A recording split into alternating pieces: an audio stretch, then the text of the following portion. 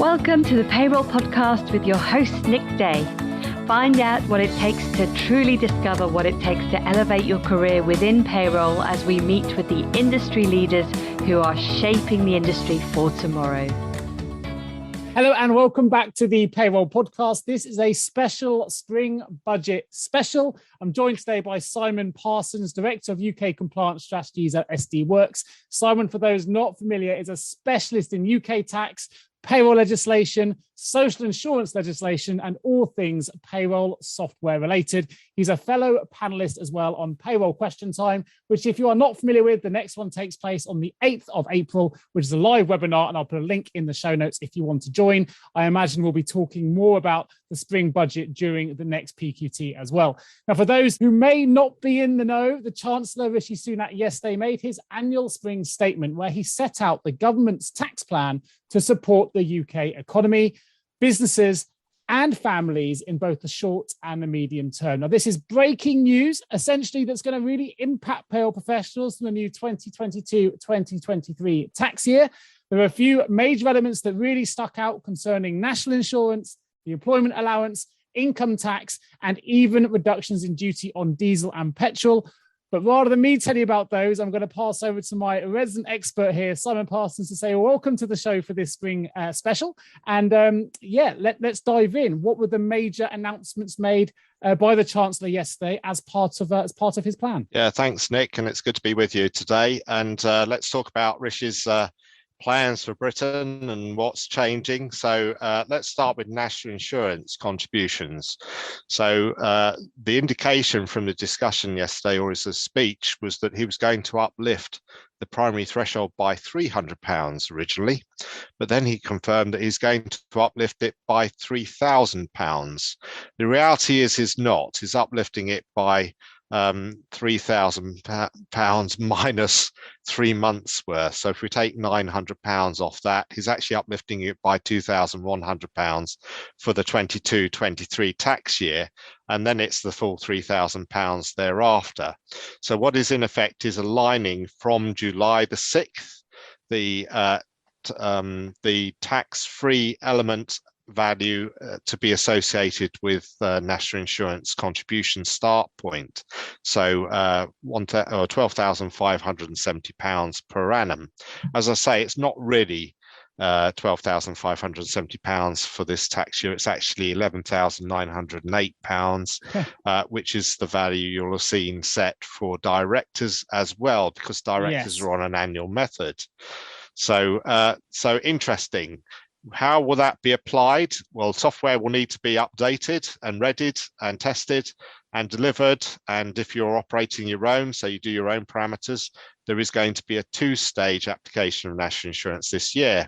For the first 3 months on the original announced values from November last year, and from July the 6th onwards, under the new primary thresholds that have been announced. What decides which you use? Point of payment decides it. So if you pay it on the 5th, use old. If you pay it on the 6th, use new of July, that is onwards. Doesn't matter when it's earned, doesn't matter what it's covering, it's when it's paid that decides the decisions of which thresholds to use. And with a director, there is a new annual. So for the first 3 months, you'll be doing it on the old annual of £9,880. From July onwards, you then recalculate it using the £11,908. Maybe we've done national insurance to death. Software will need to change to be able to accommodate this. The industry would probably have liked it to apply from April, but that's not what the Chancellor's done. Now, some on social media, I'm kind of saying, well, software developers delay this. I don't think software developers have delayed this. Is that because it's cumulative? Yesterday, and it's not. Well, with directors, it's cumulative annual amounts, yes. Okay. But we could say, why didn't we just do it from April? And if it was a bit late, sweep it up. I think the real challenge is it's got to get parliamentary approval yet. So it's not even law. So that's got to go through, hence why it's later than April. That's the real reason. Okay. So many people won't be aware of that. So what are the main questions you're seeing on social, in the payroll groups that we're both part of, we're seeing a few payroll managers come in with some questions on this. What are the main points of contention or points of clarification? Well, again, I think a lot of people are saying, why don't we just do it from April? Yeah. Of course, April will have already happened for many because we're now towards the back end of March, and payroll process is quite in advance. So some April payments have gone. They're all set. But generally, I'd agree with the view, but we know it's because it's got to go through parliamentary timetable to become law is one of the reasons, and they're not backdating it. In the past, we may have had May, but lots of people will be asking about, oh, they worked here, it's paid there, what do we do? But again, it's the principle. When you pay it is what judges the calculation rule. Okay. It's not about when it's earned. So that's the main headline news in relation to national insurance. There were other changes as well in relation to the employment allowance, which I believe has been increased. Yes. Yeah, so same qualification for employment allowance, except a lot of employers with the increased employer national insurance liabilities or secondary NI liabilities will find themselves increasingly being taken out of qualifying for employment allowance. And this was a bit of an unknown prediction, but thing that came along is that the employment allowance is increasing from the current £4,000 per annum to £5,000 per annum from the 6th of April. As it's an annual amount again, I think that will catch up. So some software will have to be updated. Some will obviously have that in place for April. Others you may find that they're not in place till May or June, maybe even July if they're aligning it with the national insurance change. But it applies to the whole tax year anyway, so I don't think that really matters. But I guess this is a means of taking out, was it 495,000 businesses will get this extra £1,000 in the UK, and take a number of them out of the additional 1.25% health and social care levy addition for their employee groups because they're small. Were these first two changes? We know the first one was expected to a certain degree. Was the second employment allowance increase expected? Not really. It hadn't really been hinted. There's been some discussion of various options in confidence with various representative groups, and they would have been sworn to silence. But the employment allowance wasn't one that I'd heard of as changing. However, it is 2 years since it changed. So it changed last time in 2020. And before that, was it, I'm doing this from memory now, 2018, but originally came in 2014. So there is an element of, seems to be a pattern developing. Yeah. Okay, good. Yes, maybe. I read on your site, which I will put a link to for those that want to get a detailed analysis in written format. I'll link you to Simon's site, which is Pay Advice, and there's a link in the show notes for that if you're interested. But I think in some of the points you made on your site, you mentioned that the lower profit limit will not pay Class 2 NICs, but will allow individuals to be able to continue to build national insurance credits. Yeah, and that's something I hear because, again, in social media, I see people asking about what's the minimum they should pay directors. Yes, all sounds like IR35 stroke directors and things like that going on there, and take advantage of dividends. To receive state pension, you just need to pay at the lower earnings limit. Yeah, absolutely right. Yeah, that makes sense. Although I do think as directors, I'm probably in that category to a certain degree, they are aligning it much more now. It doesn't really matter whether you're PAYE or directors, I don't think. I think some of the... It's aligning with the tax-free amount, really. So you go up to the primary threshold, wouldn't you, and the tax-free amount. So you don't. Although, of course, dividends over the limits attract the health and social care levy as well. But the initial 2,000 that people talk about doesn't. Excellent. And we talk about income tax. The basic rate of income tax is going to be reduced from 20% to 19%. It's not immediate. I believe that's in 2024. Was that something you were expecting? That's right. No, and it's a few years away, isn't it?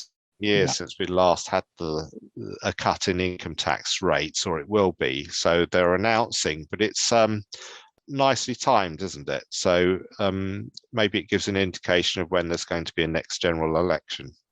Yeah, for sure. Yes. So we're all going to get a tax cut. Have you ever asked yourself, how can I recruit payroll staff effectively? Please don't give up on your recruitment project just yet. Here at JGA Payroll Recruitment, we appreciate the difficulties associated with attracting, recruiting and retaining top payroll talent. We also understand just how costly a poor payroll hire can be. JGA Recruitment are a niche payroll recruitment agency who will partner with you to resource payroll candidates who will improve both the accuracy and efficiency of your payroll department. Contact us today on 01727 800 377 or visit jgarecruitment.com to find out more. And a real hot topic at the moment, particularly for those that look, struggling with the new fuel prices, which seem to be constantly escalating. People moving to electric vehicles, and obviously only electric vehicles being sold, I think, from 2030 onwards by new establishments. But there is an immediate reduction on duty on diesel and petrol. Tell us more about that change. Price is going up, the VAT will go up, but the car fuel duty is being dropped by 4p from 6 p.m. last night. Some of the supermarkets have indicated that they would drop it more. So I think Asda and Sainsbury's indicated that they'd cut off more than 6p a litre. Or 5p a litre, sorry. Let's get the value right. I think they're probably doing 6p a litre cuts. Yeah. So there's an element of, I don't know if that will cause a rush and we'll all be going out and filling our vehicles like when we were told that a certain delivery company couldn't deliver to a certain retailer. Yeah. And we all thought, oh my goodness, better go and fill up every vehicle's tank to the full. Yeah, we'll have to see what happens. I know there were some questions on the last payroll question time we ran where people may have been hoping for a slightly higher mileage allowance change to be given. That hasn't been changed for some time. I don't think we were expecting any changes here necessarily. I think we all agreed on the panel that it probably suffices as it is, even with rising fuel prices. But were you surprised that nothing was announced on that side? No, not at all. A statement isn't really a full budget, so the considerations there, and I think they think that the 45p, this is for where you're using your own vehicle. That's for right. Business use. Were there any announcements that weren't made or that you're expecting at this stage? Are there any surprises for you in the spring budget? Not really in relation to employment law or employment matters and payroll. There were some that were heavily hinting that they wanted certain activity, but I think in fairness to Rishi and the Prime Minister, they kind of said they were going ahead with health and social care levy. So I think lots of them kind of said, we didn't want, maybe they get rid of them. And there was lots of speculation that they'd be removed, but they haven't been. The other aspect, I guess, that some employers are waking up to today is that the increase to primary threshold has got nothing to do with the employer contribution. So some have been looking out to see, well, of course, this will match with the secondary threshold being increased. It hasn't been. Okay. It's staying the same. Interesting. Well, of course, also, Simon, thank you ever so much for joining me today on this very short and quick budget special. Of course, the full details and all the measures, some of which are subject, of course, as Simon mentioned, to parliamentary approval, can be found at the link in the show notes, which links you to the spring statement. And please do take a look at Simon's site, payadvice.uk, which is an excellent site for anyone that wants to stay up to date on all matters related to payroll. It's a brilliant site and somewhere that I go regularly. And I'll put a link into Simon's LinkedIn profile as well if you want to find out more. Thanks for joining me at short notice. That's all right. Thank you. Pleasure. I look forward to bringing, ditto. I look forward to bringing the next episode of the Payroll Podcast to everybody real soon. Please join us as well at Payroll Question Time, 8th of April. Thanks, everybody. Thank you so much for tuning into the Payroll Podcast with Nick Day of JGA Recruitment. If you need help with a current payroll vacancy, then please get in touch with Nick and his team. All contact details can be found in the episode notes. In the meantime, to make sure you never miss a future episode, please subscribe to the show through any of your favorite podcast channels. Till next time.